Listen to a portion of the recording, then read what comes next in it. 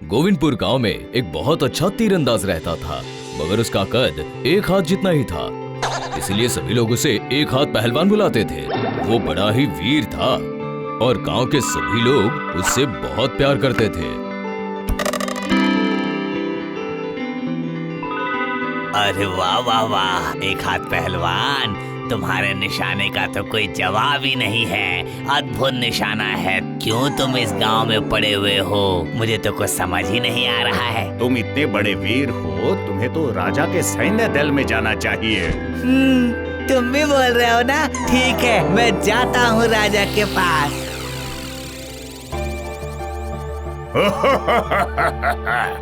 तुम मेरे सैन्य दल में काम कैसे करोगे? दुश्मन अगर आक्रमण करे तो तुम दिखोगे भी नहीं और कोई भी नहीं डरेगा। उल्टे तुम हमारे सिपाहियों के पैर के नीचे आ जाओगे और इस एक हाथ पहलवान के ऊपर सारे सिपाही एक एक करके गिरते चले जाएंगे।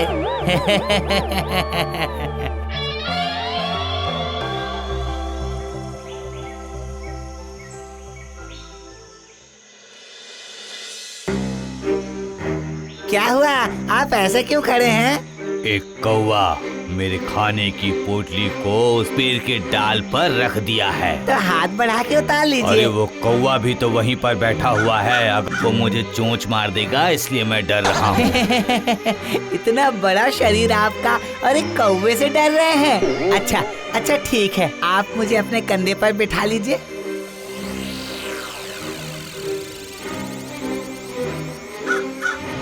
तुमने मुझ पर उपकार किया है, मैं क्या तुम्हारे कोई काम आ सकता हूँ? अच्छा, आप मेरे लिए काम कर सकते हैं? क्या काम? अरे एक काम करने से हम दोनों को किसी बात की कोई चिंता नहीं रहेगी। और पकड़े गए तो? मैं जैसे जैसे बोलूँगा, यदि आप वैसे वैसे किए तो हम कभी पकड़े नहीं जाएंगे। ठीक है, तो चलो।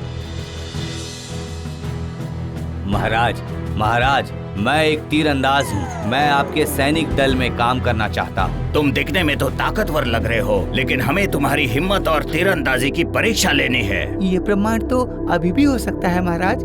ये कैसे होगा? आज्ञा महाराज, जंगली जानवर आके सारे खेतों को तहस नहस कर रहे हैं। अगर ये जानवर को रोक सके तो हमारा फसल बच जाएगा। हाँ ठीक है, यही है तुम्हारी परीक्षा। जंगली जानवरों से गांव की फसल बचाओ तो तुम्हारी नौकरी पक्की। ठीक है, वही होगा। मैं जा रहा हूँ।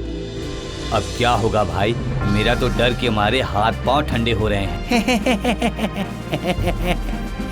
अरे सैनिक दल में तुम्हारी नौकरी बिल्कुल पक्की होगी दोस्त। असंभव, मैं कौवा देखकर डर जाता हूँ। मैं जंगली जानवरों को कैसे मारूंगा? आप सिर्फ सामने रहना, बाकी सब मैं संभाल लूंगा। आप मुझे अपने पीठ पर चादर से बांध लीजिए।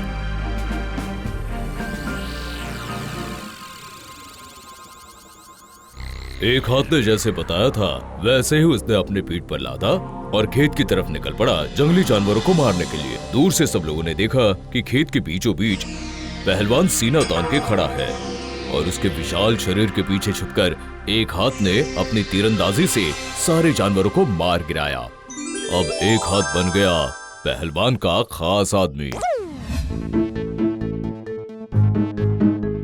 क्या हुआ पहलवान जी, आप खुश तो हैं?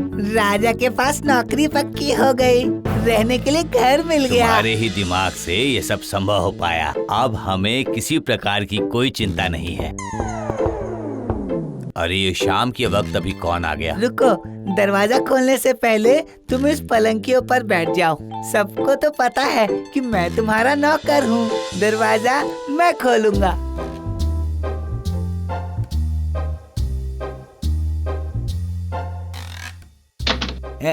बोलिए। राजा जी ने पहलवान जी को अभी की अभी बुलाया है। किंतु पहलवान जी तो अभी आराम कर रहे हैं। जो भी बोलना है मुझे बोलिए। जंगल से एक बाघ हर रोज गांव में परेशान करता है, उसे ही मारना होगा। ठीक है, राजा जी को बोल दीजिए कल रात के अंदर ही पहलवान जी उस बाघ को मार देंगे। ठीक है।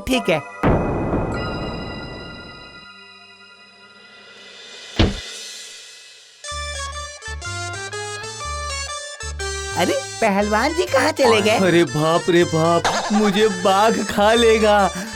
अब मैं क्या करूँगा? मुझे छोड़ दो, मुझे छोड़ दो, मैं तुम्हारे पाँव पड़ता हूँ, मुझे छोड़ दो। अरे आप इतना डर क्यों रहे हैं? अरे मैं उसके सामने आ जाऊंगा तो क्या वो मुझे छोड़ देगा? अरे लेकिन मेरी बात तो सुनिए, आप एक मोटी रस्सी जुगाड़ कीजिए।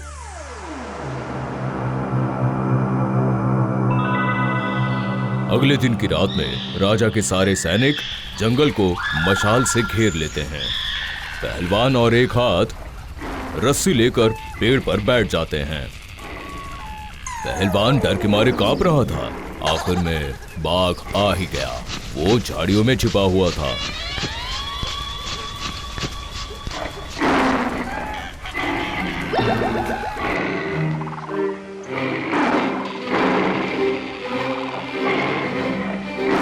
पहलवान भाई, बाघ तो आ गया, आप तैयार है ना?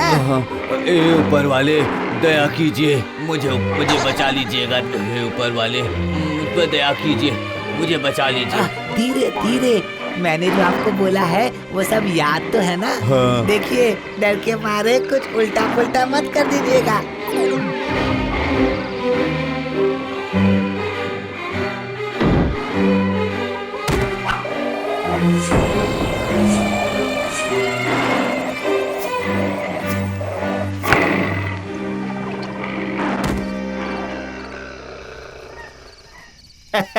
अच्छा हुआ बाघ को मार डाला।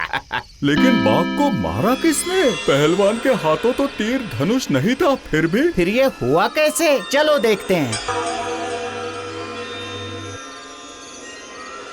हाय हाय हाय, ये तुमने क्या कर दिया? मुझे माफ कर दीजिए हुजूर, मुझसे बहुत बड़ी गलती हो गई। अब महाराज को क्या जवाब दूंगा मैं? क्या हुआ पहलवान, बताओ तो। क्या और बोलूं? मैंने महाराज को बोला था कि बाघ को जिंदा पकड़ कर ले जाऊंगा और मैं रस्सी लेकर इंतजार कर रहा था और मेरे नौकर ने होशियारी के चक्कर में बाघ को मार दिया। हाँ हाँ, हमने भी वही देखा। तुमने नहीं मारा, तुम्हारे नौकर ने मारा। जो देखा वही बताएंगे। दया कीजिए, महाराज को ये सब पता नहीं चलना चाहिए। हाँ तो हम क्या कर सकते हैं? आप लोग महाराज को जाके बोलिए कि मैं ही गलती से बाघ को मार दिया, तो इस बेचारे को कोई भी सजा नहीं मिलेगी। ठीक है, जो तुम बोल रहे हो वही बता देंगे। ये खबर सुन के राजा खुश हो जाते हैं और पहलवान को सेनापति बना देते हैं और उसे बहुत सारे उपहार भी दे देते हैं। पहलवान एक हाथ के साथ नौकर जैसा बर्ताव करता है। ओए, खाना बना या नहीं? बस अब पकने ही वाला है पहलवान भाई। मैं इस राज्य का सेनापति हूँ और तुम मेरी सुख सुविधाओं पे कोई ध्यान नहीं दे रहे हो। अगर तुम काम ठीक से नहीं करोगे तो इसमें तुम्हारा ही नुकसान है, याद रखना। कुछ दिनों बाद ऐसी खबर आती है कि पड़ोसी मुल्क के राजा आक्रमण करने आ रहे हैं। तुरंत सेनापति को बुलाया जाता है। सेनापति सभी तैयारियों के साथ युद्ध पर निकल पड़ते हैं।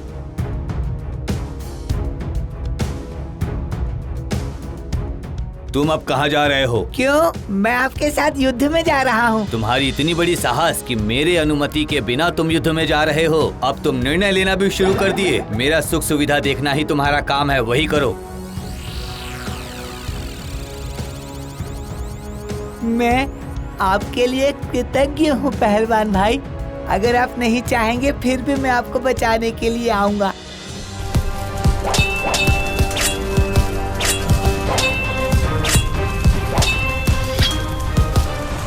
अहंकार में अंधा होकर मैंने कितनी बड़ी गलती कर दी।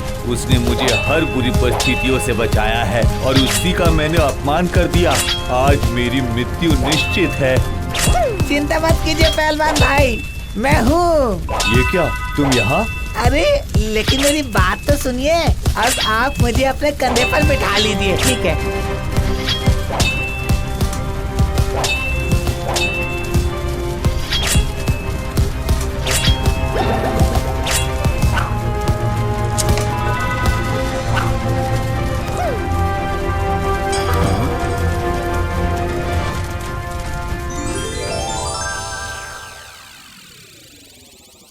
आज ये बहुत खुशी का दिन है। आज हमने अपने दुश्मनों को हरा दिया है, वो भी एक हाथ पहलवान के कारण। मैं ये घोषणा करता हूँ कि आज से यही हमारे सेनापति हैं। बहुत बहुत धन्यवाद महाराज जी। झूठ बोलने के लिए पहलवान को सजाए मौत दी जाएगी। नहीं महाराज जी, पहलवान जी के कारण ही मैं इतने दिनों से राज्य की रक्षा कर पाया और सुख समृद्धि वाले दिन बिताए। मगर महाराज, बुरा भला मिलकर ही तो इंसान बनता है।